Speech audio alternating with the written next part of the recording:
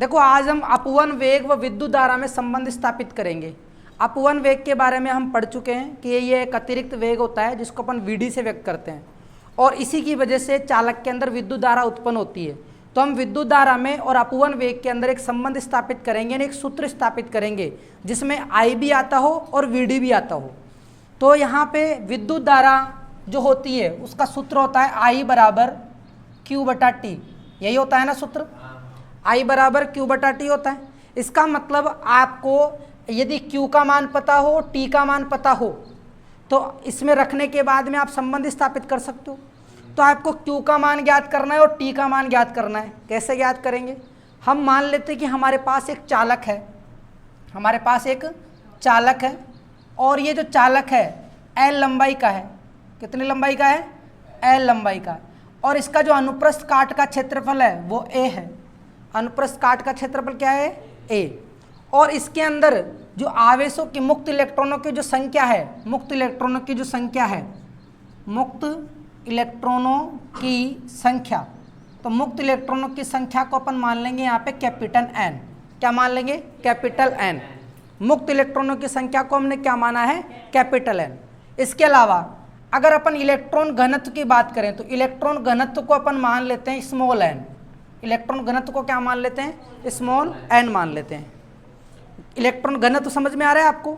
एकांक आयतन में उपस्थित इलेक्ट्रॉनों की संख्या, उसको अपन क्या बोलेंगे? इलेक्ट्रॉन घनत्व। तो इलेक्ट्रॉन घनत्व कितना है? Small N. तो स्मॉल एन का जो सूत्र होगा वो क्या हो जाएगा? क्या हो जाएगा? कैपिटल एन बटा वी। कैपिटल एन बटा वी। कि भाई इलेक्ट्रॉन घनत्व अगर स्मॉल एन है तो स्मॉल एन होगा कितना?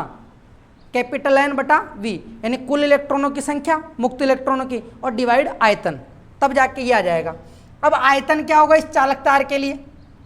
इस चालक तार के लिए आयतन क्या होगा? इसका क्षेत्रफल कितना है? ए, और इसकी लंबाई कितनी है? एल। तो इसका मतलब इसका आयतन हो जाएगा एन बटा ए एल। एन बटा ए एल। तो इसका मतलब ये हो गया कि मुक्त इलेक्ट्रॉनों की जो संख्या है कैपिटल एन, वो हो जाएगी स्मॉल एन गुणा ए एल। तो कैपिटल एन का मान हमें पता लग गया कि इसके अंदर जो कैपिटल एन है, यानी टोटल मुक्त इलेक्ट्रॉनों की जो संख्या आएगी वो इसके बराबर आएगी एन ए गुणा एल। एन गुणा ए गुणा एल के बराबर आएगी। यहाँ पर एन इलेक्ट्रॉन घनत्व है, ए अनुप्रस्थ काट क्षेत्रफल है और एल लंबाई है। अगर आप लंबाई को बढ़ा दोगे, क्षेत्रफल को बढ़ा दोगे, तो इलेक्ट्रॉन घनत्व भी बदलेगा और इलेक्ट्रॉन घनत्व बदलेगा तो संख्या भी बदलेगी। तो हमें एन का मान पता चल गया, यानी मुक्त इलेक्ट्रॉनों की संख्या पता लग गई। और मैंने आपको कहा था कि अगर आपको संबंध स्थापित करना है तो क्यू का मान ज्ञात करना होगा। तो क्यू का मान, तो आवेश के क्वांटीकरण सिद्धांत से, आवेश का क्वांटीकरण सिद्धांत पढ़ा अपन ने, क्वांटीकरण सिद्धांत, आवेश के क्वांटीकरण सिद्धांत से जो क्यू होता है वो क्या होता है? इलेक्ट्रॉनों की संख्या। वहां पर अपन ने स्मॉल एन लिखा था, लेकिन स्मॉल एन का मतलब इलेक्ट्रॉनों की संख्या ही थी, स्थानांतरित इलेक्ट्रॉनों की संख्या, गुणा कैपिटल ई, इलेक्ट्रॉन पर आवेश का मान। इलेक्ट्रॉनों की संख्या गुणा ई मतलब इलेक्ट्रॉन पर आवेश का मान। इलेक्ट्रॉन पर आवेश का मान, आवेश का मान। तो इलेक्ट्रॉन पर आवेश के मान को अपन ई लिखेंगे। हमें संख्या क्योंकि न्यूमेरिकल थोड़ी हल करना है, जो 1.6 गुणा 10 की घात -19 ले, हम क्या लेंगे? केवल ई। तो देखिए इलेक्ट्रॉनों की संख्या कितनी आ गई?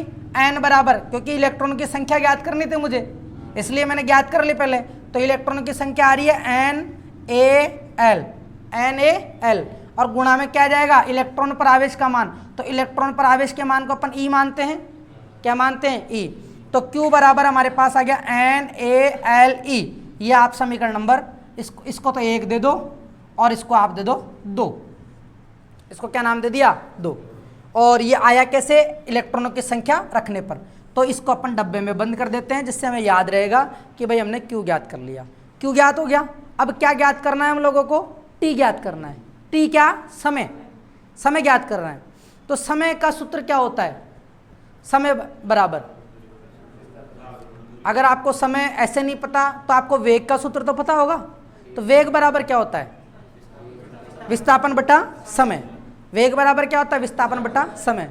तो यहाँ देखो, यहाँ पे देखो, अगर कोई इलेक्ट्रॉन, ध्यान दो, अगर कोई इलेक्ट्रॉन यहाँ से चलकर यहाँ तक जा रहा है तो कितना विस्थापन तय कर रहा है? एल। या दूरी बोल सकते हो, क्योंकि एक सीधी दिशा में जब जाते हैं तो दूरी और विस्थापन बराबर आता है, तब आप उसको दूरी और विस्थापन कह सकते हो। तो यहाँ पे हम लिखेंगे L लंबाई या फिर L लंबाई के चालक में इलेक्ट्रॉन द्वारा या फिर अपन इस लाइन को ऐसा ना लिखकर अपन समय ज्ञात कर रहे हैं ना, तो क्या लिखेंगे, L दूरी तय करने में इलेक्ट्रॉन के द्वारा लगा समय, ये लिख सकते हैं। इलेक्ट्रॉन द्वारा L दूरी तय करने में लगा समय। तो देखो L दूरी तय करने में लगा समय निकालना है, और हम जानते हैं कि वेग बराबर जो होता है वो विस्थापन बोल दो या फिर आप दूरी बोल दो, अभी एक ही बात रहेगी, बटा समय। तो समय बराबर क्या हो जाएगा, समय यहाँ चला गया, वेग यहाँ आ गया, तो विस्थापन की जगह दूरी लिख देता हूँ मैं, तो दूरी बटा क्या हो जाएगा, वेग। दूरी बटा क्या हो गया, वेग। समय को तो अपन t से व्यक्त करेंगे, और दूरी कितनी है, l। दूरी कितनी है, l। अब बात आ रही है ये वेग क्या होगा जब अपन चालक को बैटरी से जोड़ देते हैं, क्योंकि अपन विद्युत धारा, अभी तो विद्युत धारा बह ही नहीं रही थी, क्योंकि अपन ने बैटरी से जोड़ा हुआ ही नहीं था, सेल से जोड़ा हुआ ही नहीं था, और इस समय जो इलेक्ट्रॉन गति कर रहे थे वो तो उसमें वेग से गति कर रहे थे, उसमें वेग से। लेकिन अपने को विद्युत धारा भी तो प्रवाहित करवानी है, तो अपन ने इस चालक को किससे जोड़ा, एक बैटरी से जोड़ा, और बैटरी से जोड़ा तो V विभवांतर की बैटरी से जोड़ा तो विद्युत क्षेत्र लग गया इसके अंदर E, और इसकी वजह से इलेक्ट्रॉन पर एक बल लगा, और बल की वजह से इलेक्ट्रॉन एक ही दिशा में गति करने लगे, और उस अतिरिक्त वेग को अपन ने क्या बोला, Vd, और Vd मतलब अपवाह वेग। तो यहाँ पर ये जो वेग होगा वो क्या होगा, Vd। यहाँ पर ये जो वेग होगा क्या कहलाएगा, अपवाह वेग।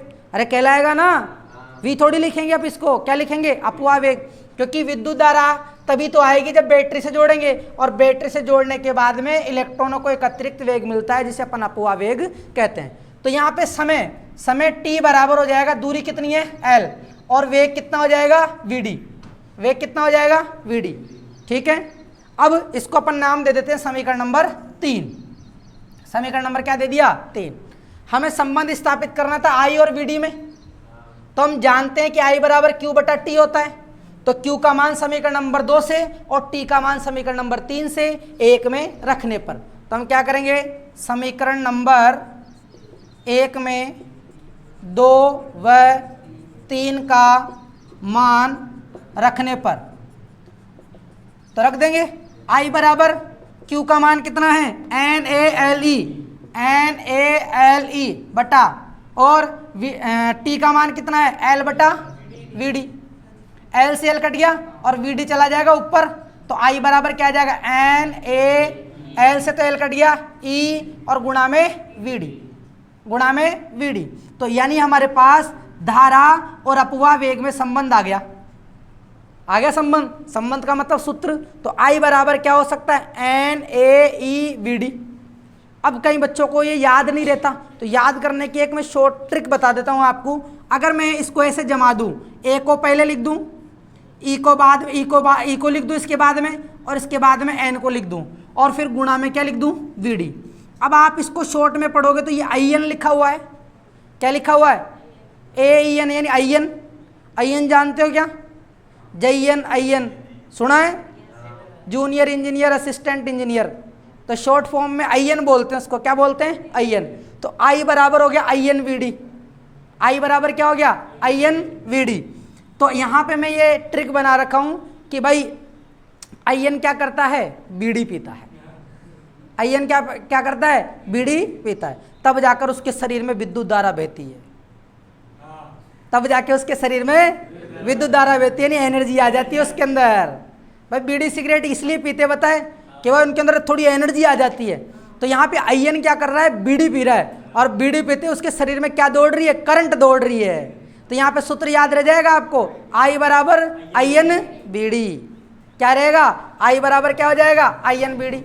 अब इस ट्रिक से आपको सूत्र याद करने में कोई ज़्यादा समस्या नहीं रहेगी। IN AEN और गुणा में VD अपवाह वेग, A अनुप्रस्थ काट का क्षेत्रफल, L उसकी लंबाई, और यहाँ पे स्मॉल n क्या है, इलेक्ट्रॉन घनत्व। तो I बराबर क्या सूत्र आया हमारे पास, INVD।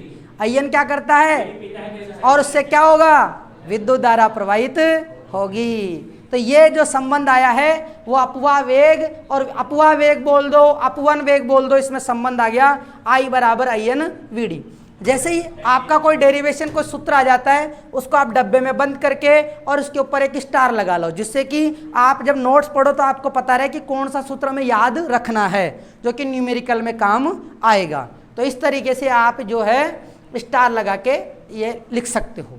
तो इस तरीके से अपन ने ये संबंध स्थापित कर लिया। ओके, नोट कर लो अब इसे।